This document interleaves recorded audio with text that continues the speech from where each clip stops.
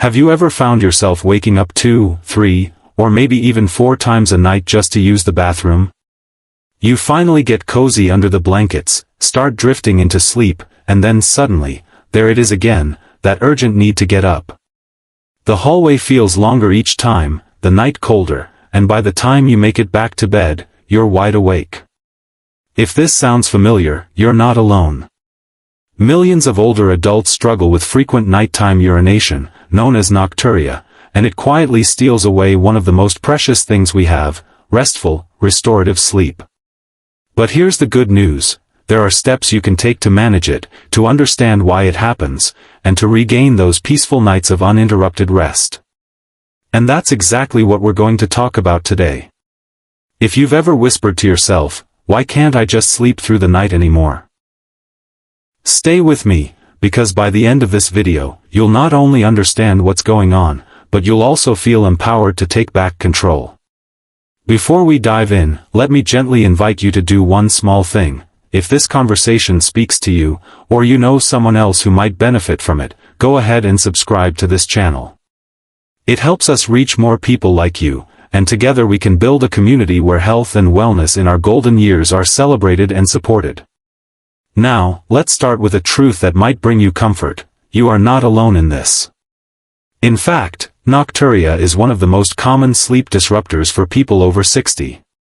According to sleep researchers, nearly half of adults over that age wake at least once a night to urinate, and for many, it's 2 or more times. While this may sound like just an inconvenience, the ripple effects can be significant. Lack of deep, continuous sleep can leave you feeling drained, less focused, and more vulnerable to mood changes or even falls when making those groggy trips to the bathroom. I remember speaking with a gentleman named Robert, who's in his 70s. He told me that he hadn't had a full night's sleep in years. "I thought it was just old age," he said with a sigh. "Something I had to accept." But the truth is, while aging does play a role, nocturia isn't something you have to simply surrender to. By understanding the why behind it, you can begin to make changes that ease the burden. So, what's happening in your body that makes those nighttime trips so frequent? There are actually several factors at play. As we age, our bodies naturally produce less of a hormone called vasopressin, which helps us retain fluid. This means our kidneys make more urine at night than they used to. Combine that with changes in bladder capacity, or conditions like an enlarged prostate in men, or pelvic floor changes in women, and suddenly the bladder feels full much more quickly. Add in lifestyle factors, like evening fluids, caffeine, or certain medications, and it becomes clear why so many of us are up and down all night. Now, let me pause here, because I want to stress something important. Frequent nighttime urination is not always just a normal part of aging. It can also signal underlying health concerns, such as sleep apnea, heart issues, or diabetes. That's why paying attention to it, and talking openly with your doctor, is so important. Too often, people suffer in silence, chalking it up to just getting old. But what if speaking up could not only improve your sleep, but also reveal something your body has been trying to tell you? There's a line from the late poet Maya Angelou that I often think about: "When you know better, you do better." That wisdom applies beautifully here. Knowing what's happening in your body is the first step toward making nights easier. And the good news is, there are practical strategies, gentle changes in daily habits. That can make a world of difference. But before we get into those strategies, I want you to take a breath and imagine something with me. Picture yourself lying down tonight, the lights low, your favorite blanket tucked around you. Hours stretch ahead, and instead of being interrupted, your body rests deeply, without those constant wake-ups.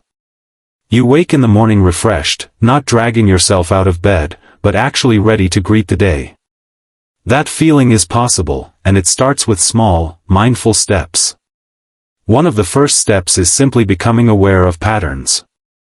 Just as keeping a food journal can help with nutrition, keeping a bladder diary, even for just a few days, can reveal valuable insights. What time are you drinking most of your fluids? Are you sipping tea late in the evening? Do certain medications increase your trips to the bathroom? By jotting these things down, you and your doctor can start to see connections that aren't obvious in the moment. I once heard a story from a woman named Margaret, who swore her bladder was just broken. But when she kept a diary, she noticed she was enjoying 2 mugs of chamomile tea every evening, thinking it was helping her sleep. Chamomile is gentle, but it's still fluid, and in her case, it was filling her bladder just as she was trying to drift off. With one simple adjustment, shifting her tea earlier in the day, her nights began to change. Sometimes, the answers really are that simple. And other times, they require a bit more investigation. What matters most is approaching this challenge with curiosity instead of frustration. Your body isn't working against you, it's communicating with you. Another powerful step is adjusting when and how much fluid you drink throughout the day. Many people don't realize that simply shifting most of their water intake earlier can have a huge impact. Imagine front-loading your fluids in the morning and early afternoon, giving your body plenty of time to process them, while gently easing back in the evening hours. That way, by the time bedtime arrives, your bladder isn't working overtime. It's not about cutting water altogether, you still need hydration, but it's about working with your body's natural rhythms. And let's not forget the hidden culprits, caffeine and alcohol. Both act as diuretics, which means they encourage the body to make more urine. That evening cup of coffee, that late-night soda, or even that glass of wine before bed may be quietly adding to the problem. I once spoke with a retired teacher named Ellen who was convinced her bladder was the sole issue. But when she swapped her nightly cola for a caffeine-free herbal drink and reduced her evening wine to just once a week, she was stunned by how much less she was waking up. Sometimes, it isn't about major medical interventions, it's about small lifestyle tweaks that add up. Another area to pay attention to is your medications. Some prescriptions, particularly diuretics for blood pressure, are designed to help your body eliminate excess fluid. If you're taking them later in the day, they may be increasing nighttime bathroom trips. This doesn't mean you should change your medications on your own, please don't do that, but it does mean it's worth having a conversation with your doctor. Sometimes simply adjusting the timing, with medical guidance, can make a big difference in how your nights unfold. Now, I know that for many people, the frustration isn't just about waking up, it's about the impact it has on daily life. Interrupted sleep leaves you dragging during the day, less able to enjoy time with family, hobbies, or even something as simple as a morning walk. Sleep is more than just rest, it's your body's way of healing, repairing, and recharging. When you're constantly up and down, it robs you of that deep, restorative rest that keeps your mind sharp and your mood steady. There's a well-known line from Ariana Huffington, who has written extensively about sleep, "Sleep is a performance enhancer." She wasn't just talking about athletes, she was talking about everyday life. Seniors, perhaps more than anyone, deserve that kind of restoration, because you've spent decades giving your energy to work, to family, to community. Now your nights should give something back to you. But here's something encouraging, research shows that improving sleep, even in later years, has profound benefits, not only for mood and energy, but also for memory, balance, and even heart health. And since nocturia is one of the biggest barriers to good sleep, learning how to manage it is one of the best gifts you can give yourself. Now, let's talk about one strategy many people overlook, gentle physical activity. You might wonder, what does exercise have to do with nighttime urination? Well, it turns out, quite a bit. Movement during the day helps with fluid balance, circulation, and even bladder function.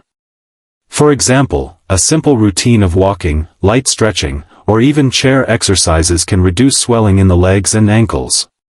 That swelling often shifts back into circulation when you lie down, filling the bladder and triggering nighttime urination. By moving more during the day, you reduce that buildup, which means fewer bathroom trips at night. I remember a gentleman named Harold, who was skeptical when his doctor recommended a daily walk. He laughed and said, "How's a stroll around the block going to help my bladder?" But after sticking with it for a couple of weeks, he noticed his ankles weren't as swollen, and sure enough, he was waking up less often. Sometimes, the body surprises us with how interconnected everything truly is. And speaking of interconnectedness, the role of stress and relaxation can't be overlooked. When the body is tense or anxious, the bladder often feels more sensitive. You might notice that on days you feel worried or restless, those nighttime trips seem worse.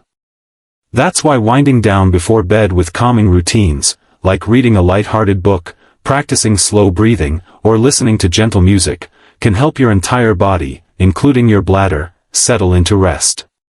One of my favorite recommendations is something called the 3-3-3 breathing method. You inhale slowly for 3 counts, hold for 3 counts, and exhale for 3 counts. Repeat this a few times, especially when you wake up in the night.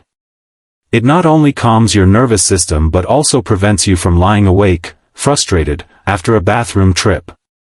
Instead, you slip back into sleep more easily. Now, let's also acknowledge that nocturia can affect relationships too. Couples who share a bed often find one partner's frequent trips to the bathroom disturbing the other's sleep. This can lead to irritability, even resentment, which no one wants in their golden years.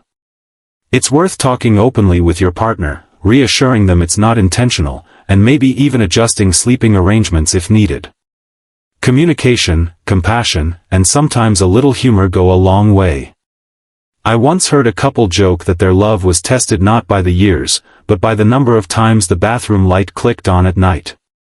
And yet, they found ways to laugh about it, which made the burden lighter. So far, we've touched on lifestyle changes, daily movement, and emotional well-being. But another key piece is recognizing when to seek medical evaluation. Frequent nighttime urination can sometimes be a symptom of something that needs attention, such as prostate enlargement in men, overactive bladder in women, or even heart and kidney conditions. If you're waking up more than twice a night regularly, or if the problem has come on suddenly, it's time to bring it up with your healthcare provider. Think of it this way, your body is sending you signals. Listening to those signals, rather than brushing them off, is an act of self-care. Sometimes, the barrier to talking with a doctor is embarrassment. I've heard many people say, it's just peeing too much, nothing to bother the doctor with. But let me reassure you, this is exactly the kind of thing your doctor wants to know about. Sleep is vital, and urinary health is closely tied to your overall well-being. A 5-minute conversation could lead to tests, adjustments, or treatments that dramatically improve your quality of life. I've seen people live for years thinking this was just their new normal, only to discover a treatable cause once they finally spoke up. It's also worth noting that there are treatments beyond lifestyle changes. Depending on the cause, doctors may recommend bladder training, pelvic floor exercises, or even medications designed to calm bladder activity or adjust urine production.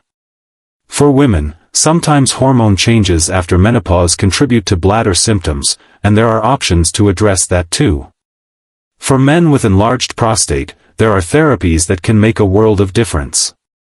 The key is not to assume you just have to live with it. But as we explore solutions, I also want to pause and recognize the emotional side of nocturia. It's not just about the bathroom, it's about how it makes you feel. Many people describe a sense of frustration, helplessness, or even a loss of independence. There's a vulnerability in waking up at night, fumbling in the dark, sometimes worrying about falls. If you've ever felt that way, please know it's understandable. These feelings are valid. And talking about them, whether with a loved one, a doctor, or even here in our community, is part of the healing process. I recall a conversation with a woman named Janet, who lived alone after her husband passed away. She admitted she sometimes dreaded the nights, not because of the dark, but because of the repeated waking. She felt it was a reminder of getting older, and it left her discouraged. But when she began making small changes, like reducing evening fluids and doing light stretches before bed, she not only slept better, she also felt a renewed sense of control. It wasn't just about fewer bathroom trips, she told me. It was about feeling like I was still in charge of my life. That's the gift I hope each of you finds in this journey, not just better sleep, but also greater confidence in your ability to care for yourself. And while we're on the subject of safety, let's talk about the nighttime environment. If you're getting up frequently, it's important that your path to the bathroom is safe and easy to navigate. A small night light in the hallway, a clear path free of clutter, maybe even a grab bar if balance is an issue, these simple adjustments can prevent falls and accidents. It might feel unnecessary now, but it only takes one stumble in the dark to change everything. By planning ahead, you protect yourself and give your loved ones peace of mind. There's a wonderful piece of wisdom from the book Being Mortal by Atul Gawande, where he writes about the importance of autonomy and dignity in aging. He reminds us that health challenges are not just medical issues, they're deeply personal, because they affect how we live each day. Nocturia is a perfect example of that. It's not just a medical term, it's a lived experience that touches your nights, your mornings, your energy, and your mood. Addressing it isn't just about fixing a symptom, it's about reclaiming your days and nights, and honoring the life you've built. And let me add this, you deserve rest. You've earned it. After decades of hard work, caregiving, and contributing in countless ways, your nights should restore you. Sleep is not a luxury, it's a necessity. It's the foundation that allows you to keep doing the things you love, whether that's gardening, traveling, spending time with grandchildren, or simply enjoying a peaceful morning cup of coffee without exhaustion weighing you down. So, as you think about your own nights, I encourage you to approach this challenge with both practicality and compassion. Practicality, in terms of keeping a diary, adjusting fluids, checking in with your doctor, and making your home safe. Compassion, in terms of speaking gently to yourself, acknowledging the frustration without judgment, and remembering that your body is still working with you, not against you. When we put those pieces together, awareness, lifestyle adjustments, medical guidance, and self-compassion, we begin to see change. Nights become easier. Days become brighter. And the fear of just getting old gives way to the joy of living well, even with the natural changes of age. As we come toward the end of this conversation, I want to circle back to where we began, those long nights of waking, walking to the bathroom, and lying awake wishing for rest. It can feel discouraging, almost like a thief stealing precious hours you'll never get back. But the truth is, there's hope. No matter your age, your body still responds to care, attention, and thoughtful adjustments. And even small improvements, waking twice instead of 4 times, or falling back asleep more quickly, can add up to a noticeable change in your energy, mood, and outlook. One of the most powerful lessons I've learned from speaking with older adults over the years is that resilience doesn't fade with age. In fact, it often grows stronger. You've weathered challenges, loss, change, and uncertainty before, and you've always found a way through.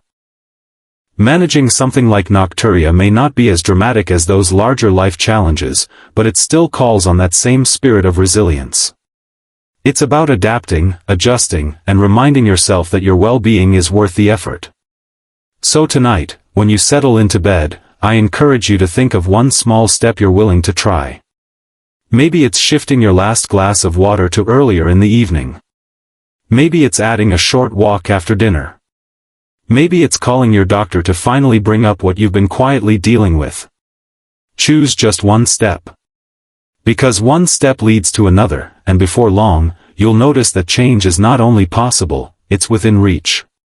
And remember, you don't have to do this alone. Share what you're experiencing with your partner, your children, or a trusted friend. Let them support you, encourage you, and celebrate with you when you start to notice improvements. Connection makes challenges lighter, and it reminds you that your struggles don't define you, they connect you to others who understand. If you take nothing else from this conversation, let it be this: frequent nighttime urination is common, but it is not something you have to accept as inevitable. With awareness, adjustments, and support, you can take back control of your nights and restore the rest your body craves. And in doing so, you give yourself brighter mornings, steadier moods, and more joyful days. There's a gentle wisdom from the author and Lamott that I love: almost everything will work again if you unplug it for a few minutes, including you. In many ways, sleep is that unplugging. It's your reset. Protecting that reset time is one of the greatest gifts you can give yourself in these years of life, because it fuels everything else you want to do and be. So tonight, as you prepare for bed, remind yourself, you deserve this rest. You've given much, you've carried much, and now it's time to receive the peace of uninterrupted sleep. Listen to your body, make those small adjustments, seek help when you need it, and above all, be patient and kind with yourself along the way. Thank you for spending this time with me. I hope this conversation has left you not only with practical tools, but also with reassurance and encouragement. If you found this helpful, I warmly invite you to subscribe, share this with someone you care about, and join us again for more conversations about health, wellness, and living fully in your golden years. For now, may your nights be restful, your mornings refreshed, and your heart light with the knowledge that you are not alone, and that better sleep is within reach.